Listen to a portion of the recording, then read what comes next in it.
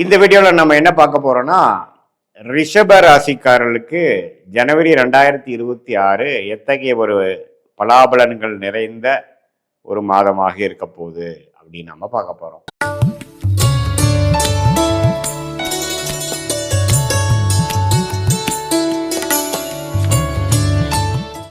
இப்ப பாருங்க, ஆண்டின் முதல் மாதமாகிய ஜனவரி மாதம் பிறக்கும் பொழுதே ரிஷபராசிக்காரர்களுக்கு சனி 11ஆம் இடத்திலே நீடித்திருக்கிறார். குரு 2ஆம் இடத்தில் நீடித்திருக்கிறார். ராகு 10ஆம் இடத்திலும், கேது 4ஆம் இடத்திலும். ஆண்டு கிரகங்கள் எந்தவித மாற்றங்களும் மாதம் முழுவதும் இருக்க போறது இல்லை. இத்தகைய ஒரு அமைப்பு என்ன கொடுக்குது அப்படின்னா, 11ஆம் இடத்துல இருக்கிற சனி அருமையான ஒரு அமைப்பு. அதே சமயத்தில் 2ஆம் இடத்துல குரு கொடுக்கிறது நிதி நிலைமையை, பண விஷயங்கள், குடுக்கல் வாங்கல், குடும்பம், வாக்கு எல்லாத்துலேயுமே ஓரளவுக்கு சாட்டிஸ்ஃபேக்டரியா ஓரளவுக்கு இருக்கக்கூடிய அமைப்பு கொடுக்குதுங்க. அதே சமயத்தில் கேது 4ஆம் இடத்துல இருந்து வீடு, தாயார், இடம், வண்டி, வாகனத்தில் சில கோளாறுகள், சில அக்கறை தேவைப்படுகிறது. உடல் நலமாக இருந்தாலும் சரி, அதோட மெயின்டெனன்ஸ் விஷயங்கள், உயிர்காரத்துமாகிய தாயார், ஜடகாரத்துமாகிய மூவபிள் ப்ராப்பர்ட்டிஸ் விஷயத்தில் கொஞ்சம் அக்கறை தேவைப்படுகிறது. அதே சமயத்தில் 10ஆம் இடத்துல இருக்க ஒரு ராகு சிறு தொந்தரவுகள், சிறு பிரச்சனைகள், அதுக்கு தகுந்த மாதிரி நம்ம சொல்யூஷன் கொடுக்கக்கூடிய அமைப்பு, நம்ம முயற்சிகள் எடுக்கக்கூடிய அமைப்பு, வேலை தொழிலில் இருந்துகிட்டே இருக்கும். இது மாதிரி அமைப்பில் ஸ்டார்ட் ஆகக்கூடிய ஜனவரி மாதம் 2026 மாத கிரகம் எப்படி இருக்குன்னு பார்த்தா, ராசி அதிபதி சுக்கிரனே பார்த்தீங்கன்னா 8ஆம் இடத்துல இருக்கார். ஆனால் நல்ல வேலை குருவின் பார்வையில் இருக்கிறார். செவ்வாயும் 8ல் இருக்கார், சூரியனும் 8ல் இருக்கார், புதனும் 8ல் இருக்கார். இது முதல் ஒரு ஃபர்ஸ்ட் ஆஃப் பார்த்தீங்கன்னா ஒரு சுமாரான பலன் தான். ஏன்னா நிறைய கிரகங்கள், 4 கிரகங்கள் 8ல் இருந்து குருவின் பார்வை பெறும் பொழுது கூட்டு தொழில் செய்பவர்களுக்கு, வெளிநாடு சம்மந்தப்பட்ட விஷயத்துக்குள்ள இம்போர்ட் எக்ஸ்போர்ட் பண்ணுறவங்களுக்கு, அதே சமயத்தில் ஷேர் மார்க்கெட் முதலீடு, ஒரு வித்தியாசமான ஒரு டிரான்சாக்ஷன், அதாவது நேரடியாக தொழில் வச்சு பண்ணாமல் ஒரு மறைமுக இன்கம் பண்ணுறவங்க, அது மாதிரி விஷயத்தில் இருக்கிறவங்களுக்குலாம் நல்ல பெனிஃபிட்ஸ் உண்டு. ஃபர்ஸ்ட் ஆஃப் கலைத்துறையில் இருக்கிறவங்களா இருந்தாலும் சரி, இது மாதிரி கூட்டு ஒரு குரூப் ஆஃப் பீப்புள் சேர்ந்து ஒரு தொழில் பண்ணுறாங்க, அது மாதிரி விஷயங்கள், சுப முதலீடுகள், பங்கு சந்தையில் லாபம் வருவது, உயில் மூலமாக அடுத்தவங்களோட சொத்து வருவது, வரவேண்டிய பணம் வருவது, இதுக்கெல்லாம் அருமையான ஒரு பலன் மாதத்தின் ஃபர்ஸ்ட் ஆஃப் கொடுக்குதுங்க, 15 டேஸ். அதுக்கப்புறம் வரக்கூடிய அமைப்புகள் பார்த்தீங்கன்னா, செகண்ட் ஆஃப் பார்த்தீங்கன்னா 4 கிரகமும் 9ஆம் இடத்துக்கு போகும்பொழுது முதல் பொங்கல் வரைக்கும் இருக்கக்கூடிய தாமத விஷயங்கள் மாறி 9ஆம் இடத்துக்கு போகக்கூடிய அந்த அமைப்பு நல்ல ஒரு முன்னேற்றம், நல்ல ஒரு மாற்றத்தை கொடுக்கக்கூடிய, கடத்தில் போட்ட கல் இருக்கிற மாதிரி சில விஷயங்கள் நடந்து கொண்டு இருக்கக்கூடிய அந்த யதார்த்தமான ஒரு தொழில் பண்ணுறவங்க, மறைமுகம் இல்லாமல் நேர்முகமான ஒரு தொழில் பண்ணுறவங்க, வேலையில் இருக்கிறவங்களுக்கெல்லாம் பார்த்தீங்கன்னா ஒரு திடீர்னு இவ்வளோ நாளாக இழுத்துட்டு இருந்ததெல்லாம் சிலதெல்லாம் நடந்துதுரா சாமிங்கிற மாதிரி 9ஆம் இடத்து பாகிஸ்தானத்துக்கு வரக்கூடிய ராசி அதிபதி ஆகிய சுக்கிரன், செவ்வாய், சூரியன், புதன் எல்லாமே 9ஆம் இடத்துக்கு மாதத்தின் 15, 16ஆம் தேதி வரும்பொழுது 15, 17 அப்புறம் தை பிறந்தால் வழி பிறக்குங்கிற மாதிரி அந்த சொல்லுக்கு இணங்க தை மாதம் பிறந்ததுக்கப்புறம் ரிஷபராசிக்காரர்களுக்கு எல்லாமே கொஞ்சம் வேகமாக போகும். கடன் நடக்கக்கூடிய அமைப்புகள் இருக்குது. தந்தையார் மூலமாக வரக்கூடிய அமைப்புகள், அனுகூலங்கள், சொத்துக்கள் பரவாயில்லை, நல்லா இருக்கும். அதே சமயத்தில் சில திட்டங்கள் 2-3 மாதமாக தீட்டி எதுவுமே செயல்படுத்த முடியாமல் இழுபறியாக போயிட்டு இருந்ததெல்லாம் கொஞ்சம் வேகமாக நடக்கும். அடுத்து வரக்கூடிய மார்ச், ஏப்ரலில் சில விஷயங்கள் செய்யலான்னு நினைக்கிறதுக்கெல்லாம் வேணுங்கிற ஃபவுண்டேஷன் விஷயங்கள்லாம் அருமையாக நடக்கும்.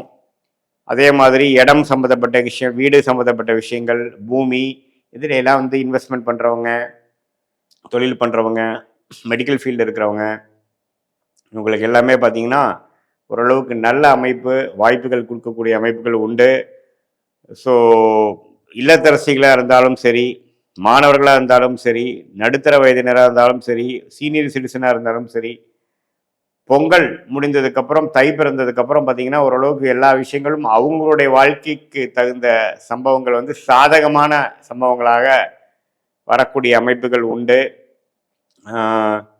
இதில் என்ன ஒரு விஷயம்னா, திருமணம் எதிர்பார்த்துட்டு இருக்கிறவங்களுக்கெல்லாம் பார்த்தீங்கன்னா கொஞ்சம் தாமதமாக போயிட்டு இருக்குது. ஒரு 6 மாதம் இருக்கிறவங்களுக்கெல்லாம் டக்குன்னு தை மாதத்துக்கு அப்புறம் ஒன்று அமையிறது, வர வேண்டிய பணம் டக்குன்னு வர்றது, டக்குன்னு ஒரு வருஷமாக பிரச்சனை கொடுத்துட்டு இருந்த விஷயங்கள் டக்குன்னு முடியுறது, அது மாதிரிலாம் நல்ல பாசிட்டிவான விஷயங்கள் நடக்கக்கூடிய அமைப்புகள் கட்டாயம் பார்த்தீங்கன்னா ரிஷபராசிக்காரர்களுக்கு உண்டு.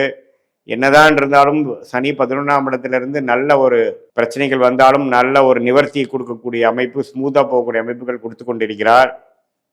ஸோ கண்டிப்பாக வந்து இந்த ஜனவரி மாதம், ஆண்டின் முதல் மாதம் வந்து குறிப்பாக சொல்லணும்னா செகண்ட் ஆஃப் தை மாதம் பிறந்ததுலேருந்து சில விஷயங்கள் ஒரு 5 பிரச்சனைகள் இருக்குன்னா அதில் 2 பிரச்சனை சால்வ் ஆயிடுச்சுடா அப்படிங்கிற மாதிரி விஷயங்கள் கொடுக்குது. நல்லாவே வந்து பூர்வீக விஷயங்கள், ப்ராப்பர்ட்டி விஷயங்கள், அப்பா விஷயங்கள், சகோதரர்கள் விஷயங்கள் எல்லாம் கொஞ்சம் பாசிட்டிவான விஷயங்கள் உண்டு. மாணவர்களும் பார்த்திங்கன்னா படிப்பு விஷயத்தில் இன்னும் கொஞ்சம் சிரத்தையாக படிக்கக்கூடிய அமைப்புகள் கிடைக்கும். அவங்க என்ன படிக்க நினைக்கிறாங்களோ அதில் கிளாரிட்டி, கன்ஃபியூஷன் நீங்கிற அமைப்பு. அதே சமயத்தில் ஹெல்த் இஷ்யூஸாக பாதிக்கப்பட்ட முதியோர்களுக்கெல்லாம் கொஞ்சம் படிப்படியான நிவர்த்தி, இது எல்லாமே ஓரளவுக்கு கிடைக்கக்கூடிய ஒரு அற்புதமான ஒரு மாதமாக ரிஷபராசிக்காரர்களுக்கு இருக்கு.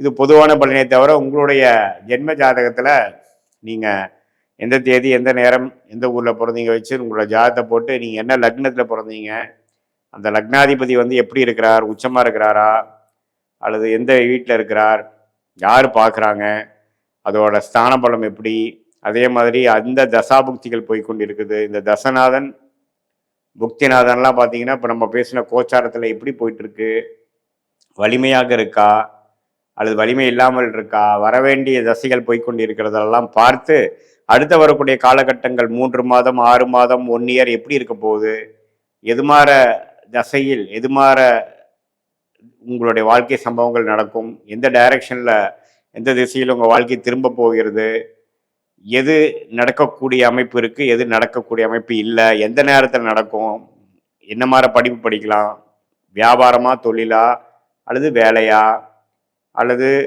நம்ம வந்து வேலை மாறக்கூடிய அமைப்புகள் வந்து எந்த நேரத்தில் மாறுறது நல்லது, எப்போ வேகமாக போகணும், எப்போ அடங்கி வாசிக்கணும், எப்போ கடன் அடையும், இது மாதிரி வாழ்க்கைக்கு தேவையான எல்லா இம்பார்ட்டண்ட்டான விஷயங்கள் எல்லாம் நம்மளுடைய தசா புக்திகள் வச்சு நம்ம இப்போ பேசின கோச்சாரத்தையும் நம்ம வந்து ஒரு சேர்த்து பார்க்கும் பொழுது சயின்டிஃபிக் வேதிக் அஸ்ட்ராலஜி முறையில் எந்த விதத்திலும் மிகைப்படுத்தாமல் பரிகாரங்கள் அது மாதிரி விஷயத்துக்குள்ள போகலாமல் உள்ளது உள்ளவாறு நம்ம பார்க்கும் பொழுது கரெக்டாக இப்போ என்ன போயிட்டுருக்கு, எது மாதிரி அமைப்புகள் வந்து நமக்கு காத்திருக்கிறது, தேவையற்ற விஷயங்களை வந்து நம்ம எப்படி தவிர்ப்பது அப்படிங்கிறதெல்லாம் துல்லியமாக முடிவு பண்ணி சயின்டிஃபிக் வேதிக் அஸ்ட்ராலஜி மூலமாக நல்ல கரெக்டான முடிவுகள் சரியான நேரத்தில் எடுத்து வாழ்க்கையில் எதிர்நீச்சல் போடாமல் வாழ்க்கையில் எளிதில் வெற்றி பெற முடியும் என்று சொல்ல விரும்புகிறேன். மீண்டும் மற்றொரு காணொளியில் சந்திப்போம். நன்றி, வணக்கம்.